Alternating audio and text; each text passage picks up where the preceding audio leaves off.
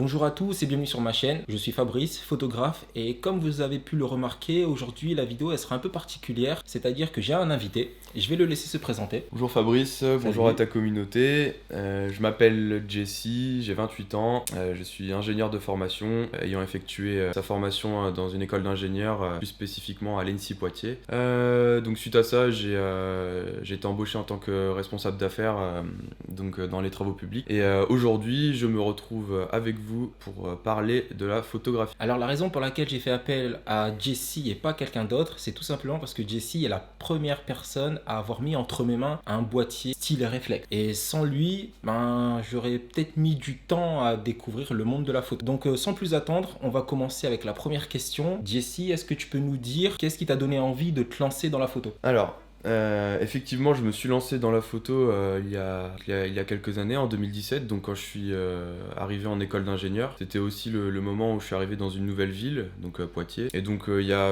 l'effet de nouveauté qui m'a un peu donné envie d'acheter mon premier appareil photo. La nouveauté autour de moi, donc il me donnait envie de photographier, on va dire, cette nouveauté. Donc à ce niveau-là, c'est un des premiers critères. Après, ça faisait longtemps que je regardais des vidéos sur YouTube sur la photographie. Je m'intéressais à la photographie d'un point de vue artistique. Voilà, c'était quelque chose qui me parlait. Enfin voilà, j'aimais bien voir des jolies photos et je me suis dit qu'un jour, que ce serait peut-être à mon tour d'avoir l'opportunité de pouvoir faire ces photos. Donc voilà, je pense que c'est les deux raisons principales qui m'ont poussé à franchir le pas. C'est marrant ce que vient de dire Jesse parce que, comme je vous l'ai dit dans la précédente vidéo, il a commencé avec une raison. Et pour vous lancer, vous avez obligatoirement besoin d'une raison pour pouvoir durer dans le temps, pour vous maintenir à niveau, entre guillemets, si on peut dire ça comme ça. Donc là, j'ai une seconde question pour toi. Quel est le budget que tu as décidé de consacrer pour l'achat de ton premier boîtier? Alors, donc vous n'êtes pas sans savoir que j'étais étudiant à ce moment-là et donc j'avais un budget d'étudiant. J'avais un peu travaillé pour pouvoir m'offrir ce premier appareil photo. Donc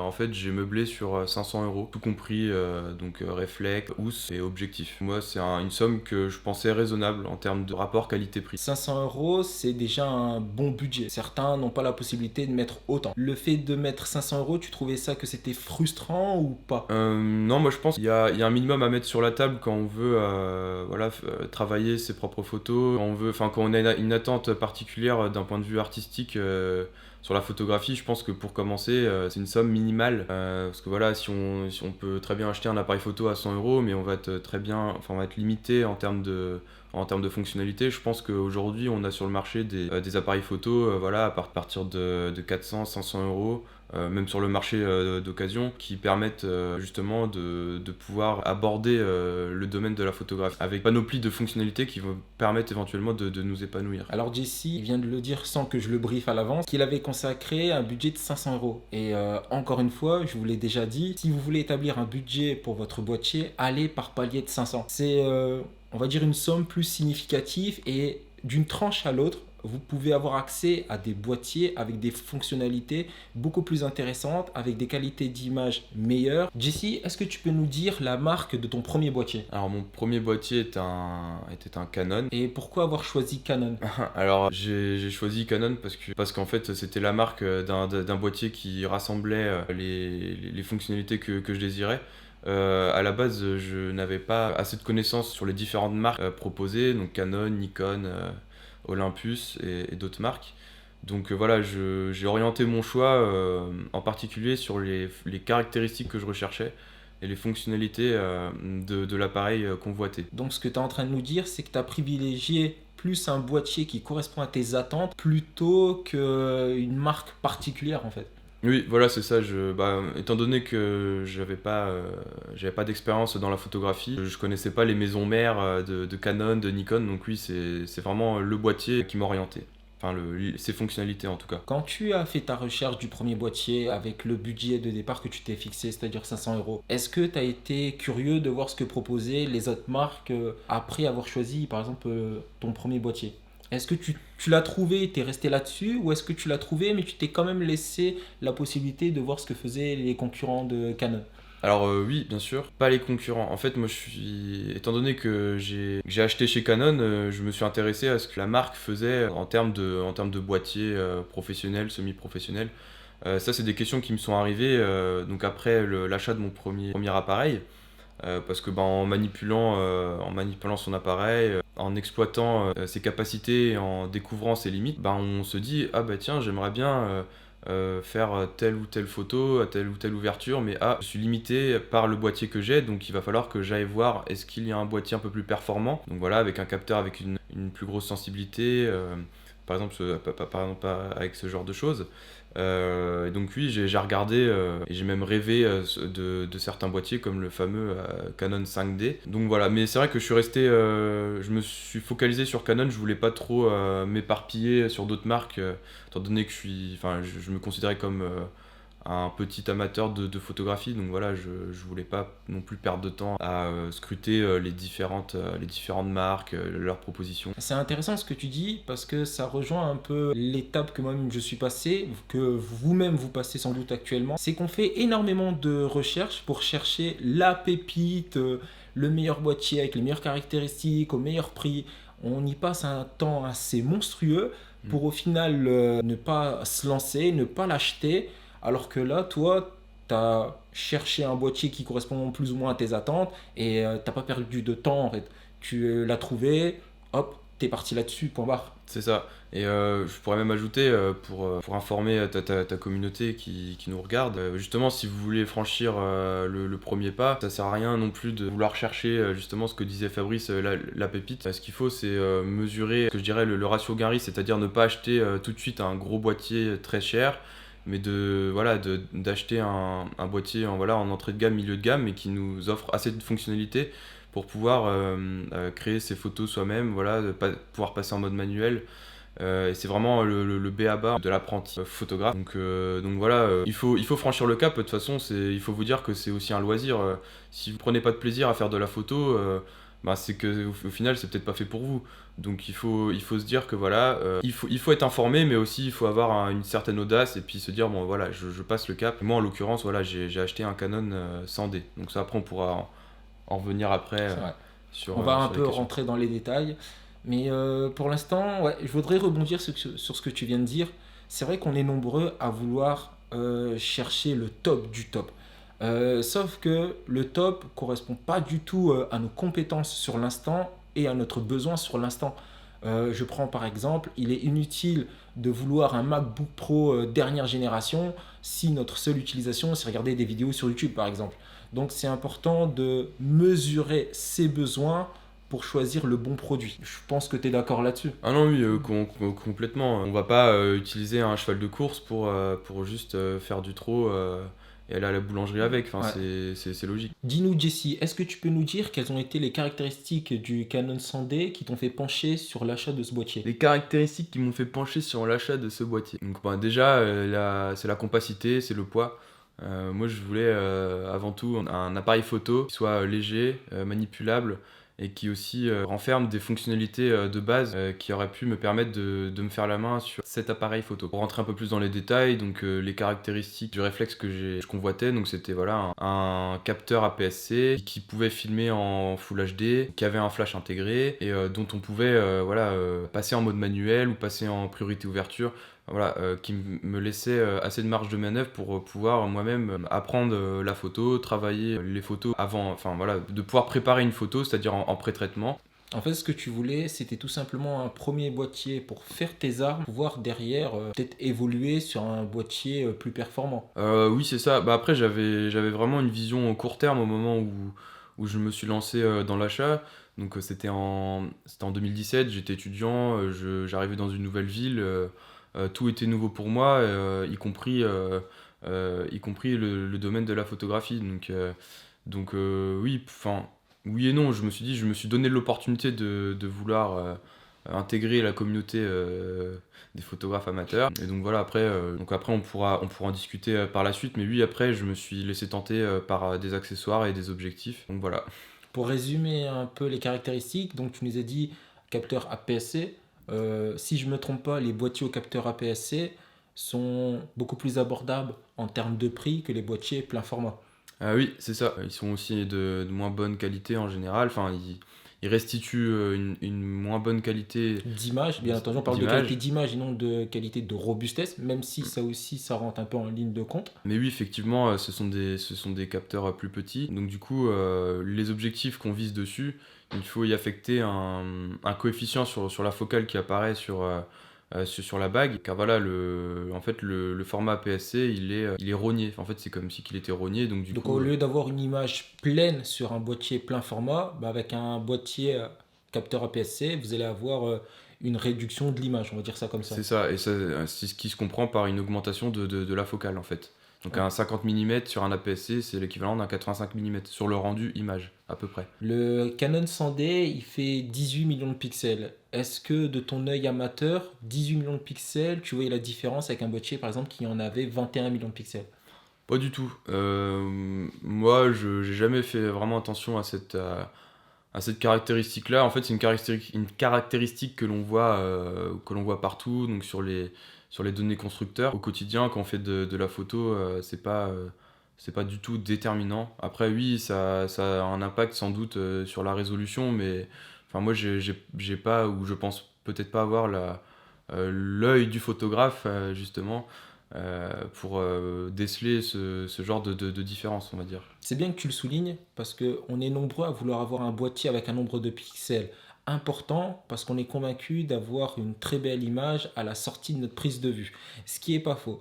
Sauf que en tant qu'amateur, ce genre de détails, vous n'allez pas forcément vous en rendre compte si vous passez d'un boîtier à 18 millions de pixels sur un boîtier à 21 millions de pixels. Il faut également prendre en compte le post-traitement qui va également avoir un impact sur votre perception de la photo. En ce qui concerne le flash intégré au Canon, est-ce que tu t'es retrouvé souvent dans le besoin de l'utiliser? On va dire que oui, au début, quand j'ai fait mes premiers pas avec ce boîtier, notamment avec l'objectif donc qui est vendu avec, le 18-55. Mais voilà, il faut savoir que le flash intégré, il fera jamais de miracle, il a souvent une lumière bleue, agressive. Donc voilà, c'est plus pour une utilisation, on va dire, familiale, entre amis, quand on n'a pas le temps de faire les réglages, les pré-réglages pour préparer une photo. Donc voilà, c'est dans ces moments-là qu'il est bien utile. Après voilà, si vous voulez voilà, faire des photos un peu plus travaillées, il faudra après s'orienter sur des objectifs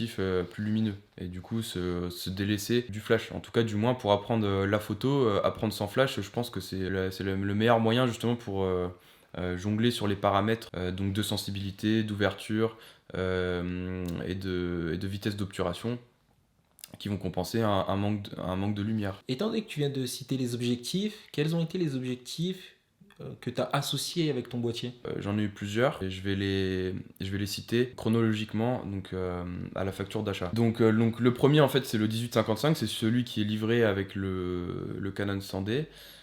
Donc c'est avec lui que je me suis fait la main, que j'ai appris à utiliser voilà, donc un zoom, que j'ai appris à utiliser mon réflexe par la même occasion, que j'ai commencé à découvrir les fonctionnalités de priorité ouverture, priorité vitesse et le mode manuel. On se rend compte qu'avec cet objectif,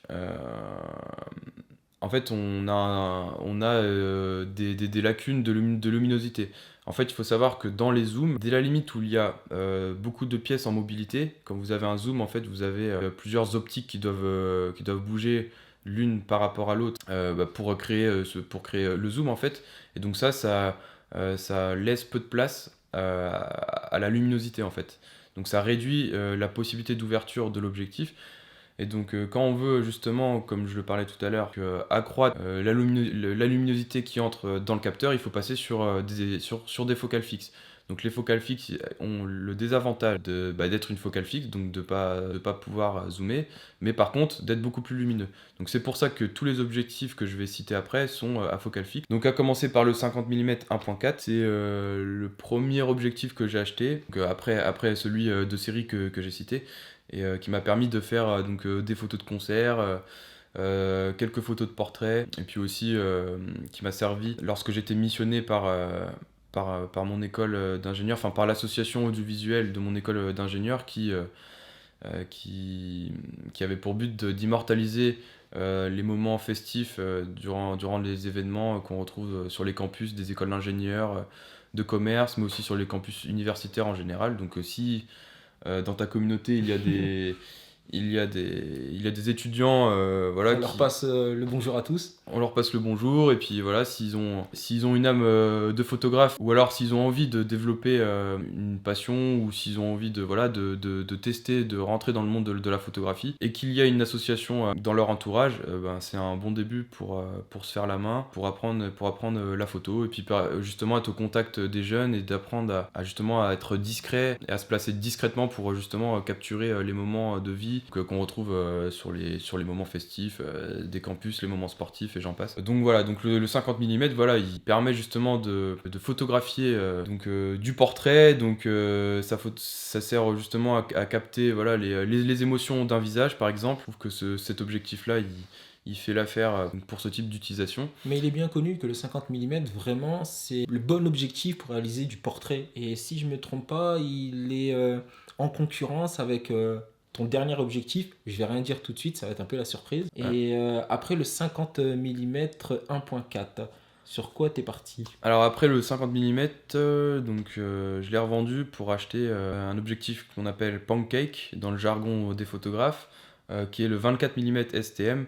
Pourquoi Pour plus de flexibilité dans mes prises de vue. Donc avec le 24 mm, équivalent à peu près 40 mm sur le réflexe APS-C, je pouvais faire à la fois de la photo de rue, avec un peu d'imagination, de la photo de paysage, et je pouvais aussi faire du portrait. Tout ça pour un prix réduit. Enfin, il me semble qu'il est aux alentours de 130 euros. Ce qui est relativement pas cher pour un objectif en soi. Qui est pas cher, et qui est même moins cher que celui que j'avais avant. Le 50 mm 1.4, il était dans les 300 euros, enfin même neuf, Ouais. ça valait 400 euros. D'ailleurs, Le 50 mm, il y a deux prix pour deux objectifs bien distincts. On a le 50 mm 1.8 qui, lui, il est dans les alentours de 130 euros.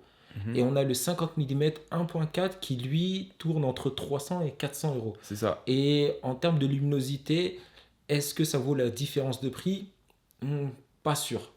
Je vous conseille, moi personnellement, de partir sur un 50 mm 1.8 à 130 euros. Vous ferez des images comparables à un 50 mm 1.4, étant donné que ce qui fait la différence, c'est l'ouverture, donc la luminosité. Mhm. Mais si derrière, vous faites du post-traitement, ben finalement, cette différence, vous n'allez pas la subir en fait. Tu me dis si je me trompe. Ah non, non, mais pour commencer, c'est vrai que le 50 mm 1.8, en termes de rapport qualité-prix, c'est vraiment c'est le commencement, je dirais même. C'est le premier objectif Ouais. C'est le premier objectif à avoir. Le clairement. premier objectif à avoir. Moi, j'avais envie, j'ai fait une folie, j'ai acheté le 1.4, et c'est vrai qu'il fait de très belles photos, mais après, la différence de qualité par rapport à un 1.8, est-ce qu'elle vaut vraiment son prix?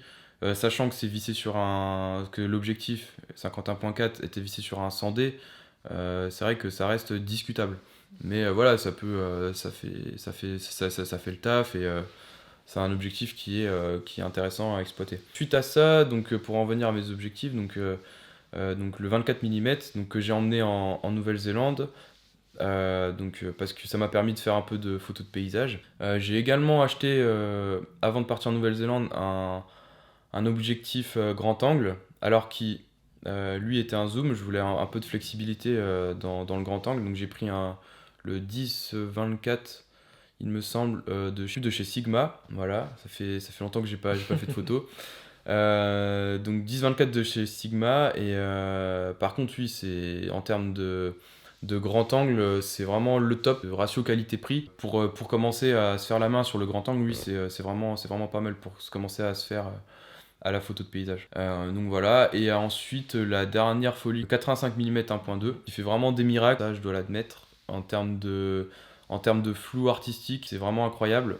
Il y a un flou, un bokeh qui est vraiment propre à cet objectif. Par contre, oui, ouverture 1.2, c'est une profondeur de champ aussi fine qu'une feuille de papier. Ça peut amener à jeter beaucoup de photos, parce que la mise au point est mal faite, parce que même en autofocus, la mise au point, des fois, si on veut la faire sur un œil ou sur une bouche, parce que on est sur cet ordre de mise au point là, on est sur cet ordre de profondeur de champ avec un 1.2, c'est-à-dire qu'on peut avoir, quand on fait du portrait et qu'on veut photographier, voilà, un visage, on peut avoir les yeux qui sont très nets, et les oreilles qui sont déjà totalement dans le flou, quoi. Donc Donc, la marge d'erreur, elle est assez très fine, quoi. euh, je dirais que c'est la précision de l'autofocus qui est relativement difficilement domptable, on va dire. Alors c'est peut-être mon boîtier qui a limité les performances en termes d'autofocus par exemple de mon 85 mm, parce que je sais que plus le réflexe est de bonne facture et plus les algorithmes qui gèrent l'autofocus sont performants. Sur un 100D, l'autofocus il n'est pas aussi performant que l'autofocus sur un 6D ou sur un 5D. Ouais, là, donc, tu as rencontré des difficultés parce que ton objectif était trop performant par rapport à ce que ton boîtier pouvait suivre. C'est ça. Alors que si tu avais un boîtier, du coup, plus conséquent, là, peut-être tu n'aurais pas rencontré ces difficultés-là. C'est ça. En fait, c'est toutes les photos à main levée avec le 85 mm qui devenaient difficiles. Par contre, dès que je posais sur un trépied, dès que le modèle en face restait immobile, ou enfin voilà, ou dès qu'il y avait une entente entre le modèle et le photographe qui faisait que voilà, le modèle réussissait à rester immobile pile sur la profondeur de champ que j'avais réglée, là oui, ça faisait vraiment des belles photos, mais c'est pas mal de prédispositions au préalable. Alors que voilà, je pense que sur un boîtier plus récent et plus performant, des photos à main levée sont possibles avec avec un rendu acceptable. Ce qui était loin d'être le cas sur le 100D. Étant donné que là, on est dans la période un peu des difficultés, est-ce que tu as rencontré d'autres difficultés par rapport à un autre objectif ou par rapport à ton boîtier de manière générale pendant tes différentes utilisations? J'ai pas vraiment de difficultés qui m'ont marqué. En fait, c'est en prenant les photos et en voyant le rendu en post-traitement qu'on remarque ces erreurs, et ces erreurs qu'on essaie d'éviter à la prochaine séance. Après, je pense que j'ai pas en tête des difficultés qui m'ont marqué. Je pense que voilà, on a tous des petites difficultés, des petites erreurs qu'on voit pas forcément au moment de la prise de vue et qu'on aperçoit en post-traitement.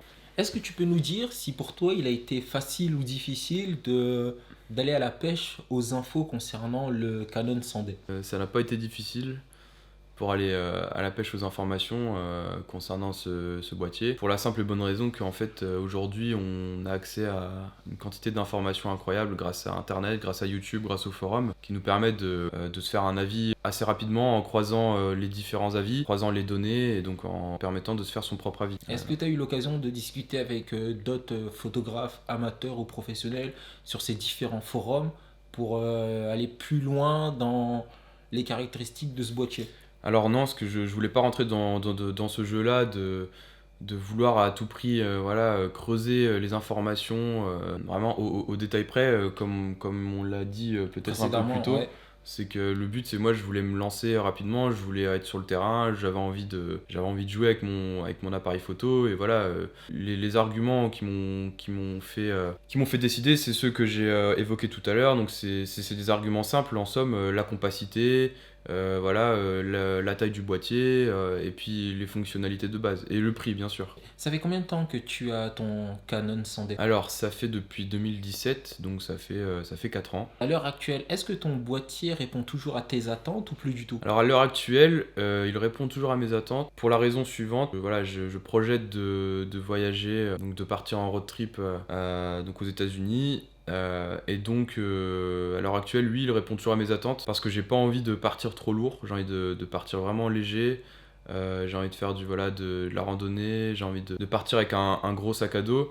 Et on sait que le matériel pèse très lourd, et pour moi, l'idéal c'est de partir avec un 100D et de partir avec, donc ça c'est mon idée, de partir avec deux objectifs Pancake. Donc le 24 mm. Donc le 24 mm STM que j'ai toujours, et il y en a un, il me semble, qui est Pancake, qui est de 40 mm mais qui est APS-C.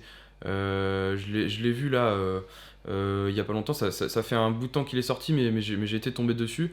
Et je me dis que voilà, couvrir deux focales 24 et 40, ça permettait pour moi, à mon sens, de faire à la fois des photos de rue, mais aussi des photos de paysage. Voilà, pour un photographe amateur, je pense que c'est un photographe amateur qui voyage, c'est vraiment 2 objectifs qu'il faut avoir dans son sac parce que, et d'une, ils sont pas lourds, et de deux, ils répondent aux fonctionnalités que j'ai évoquées. Tu te vois changer de boîtier plus tard dans le temps ou de rester toujours sur celui-ci? Alors ça va dépendre.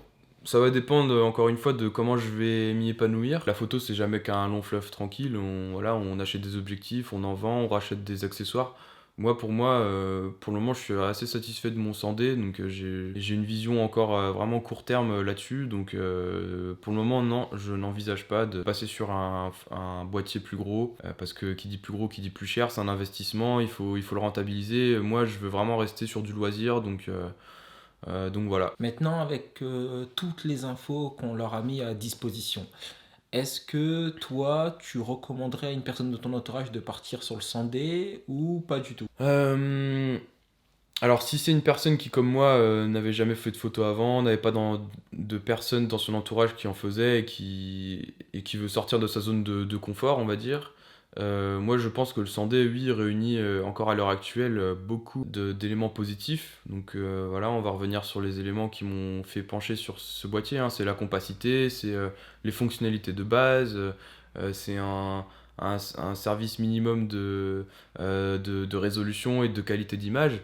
Donc oui, pour quelqu'un qui veut découvrir et se faire la main, moi je pense le 100D, c'est pour moi le meilleur. Après bien sûr, voilà, tous les avis, il y a tous les avis sur ce sujet, et je vous ai donné mon propre avis. Mais voilà, oui, je ne peux qu'encourager ta communauté À partir sur le 100D. à partir sur le 100D, effectivement.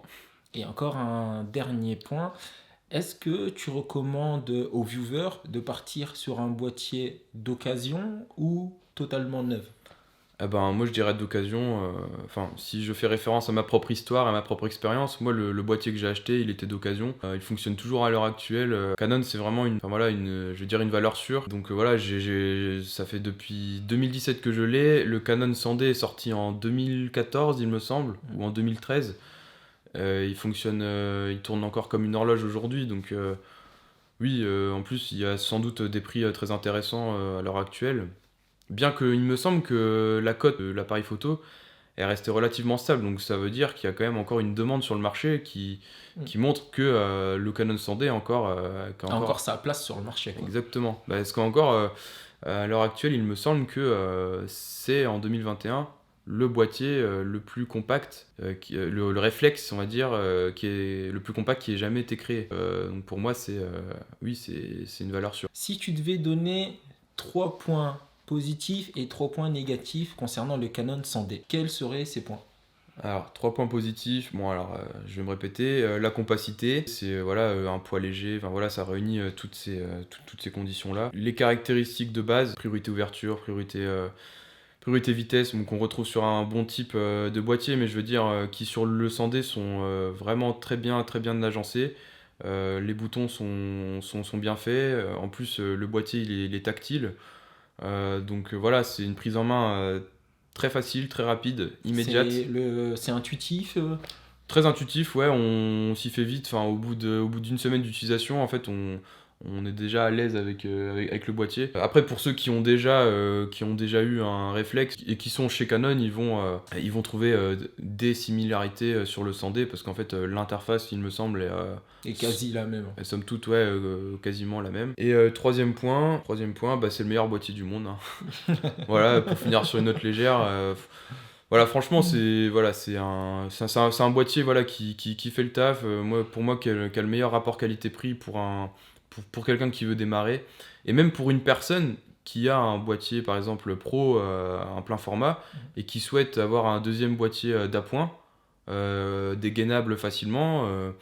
Je pense que le 100D, voilà, a sa place Dans la poche de tout le monde, quoi. Dans la poche de tout le monde, des amateurs comme des pros. Ensuite, les points négatifs, l'autofocus. L'autofocus, on s'en rend compte en fait en utilisant des objectifs à faible profondeur de champ. Voilà, c'est l'autofocus qui des fois est un peu ingérable, ou voilà, enfin c'est l'algorithme qui est derrière, qui est pas à la pointe de la technologie. Pour que les gens comprennent, l'autofocus, c'est tout simplement une technologie qui permet au boîtier de mettre une zone de l'image nette et de flouter tout le reste. Voilà, donc ça c'est le premier point.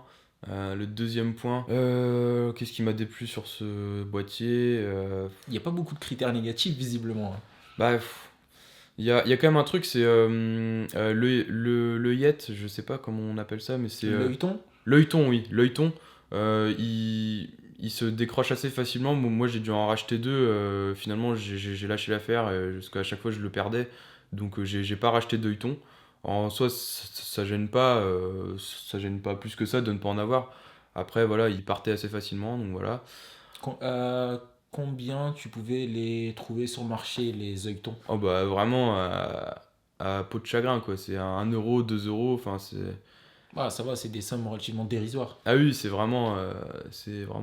enfin c'est rien du tout quoi, c'est comme quelqu'un qui perd un couvercle d'un objectif, ça se trouve très facilement sur le marché, donc ouais, ne vous inquiétez pas, ça se trouve assez facilement. Et ensuite, troisième point négatif, moi je suis globalement satisfait, donc c'est dur de trouver des points négatifs. Après oui, c'est que voilà, le point négatif c'est que ça va être les objectifs que vous allez visser dessus, plus ils vont être performants, et plus en fait c'est votre boîtier qui va limiter en fait les performances de De votre l'objectif. objectif. En conclusion, c'est un réflexe voilà, qui permet de se faire la main correctement, mais voilà, ça reste un boîtier semi-pro. Je pense qu'il n'est même pas qualifié de semi-pro, je dirais même juste amateur. Si vous voulez faire voilà, des belles photos de mariage ou des photos de sport, voilà, ce sera pas le 100D qu'il faudra utiliser. Il faudra utiliser un appareil photo plein format qui ait une sensibilité à l'autofocus beaucoup plus développée, donc pour ceux qui veulent faire de la photo sportive où il y a du mouvement. Donc j'espère avoir bien peint le tableau du Canon 100D. Moi, je trouve personnellement que tu as très bien répondu. Si vous-même vous trouvez qu'il a bien répondu aux questions, n'hésitez pas à mettre votre avis en commentaire. Et écoute, notre moment touche à sa fin. Je te remercie, Jessie, d'avoir participé à cette interview, de nous avoir parlé de ton parcours, de ton vécu, surtout avec ton Canon 100D. Merci Fabrice. Et tu as peut-être un dernier message à leur faire passer? À ta communauté, bah, si certains hésitent encore à franchir le cap, franchement, n'hésitez pas. Il y a vraiment des objectifs et des appareils photo abordables aujourd'hui. Donc si vous voulez faire un petit plaisir, n'hésitez pas. Écoutez, je vous remercie de nous avoir suivis jusqu'à la fin de la vidéo. Donc vous connaissez la chanson, likez, commentez, partagez et surtout abonnez-vous. Et je vous dis à la prochaine. Ciao ciao.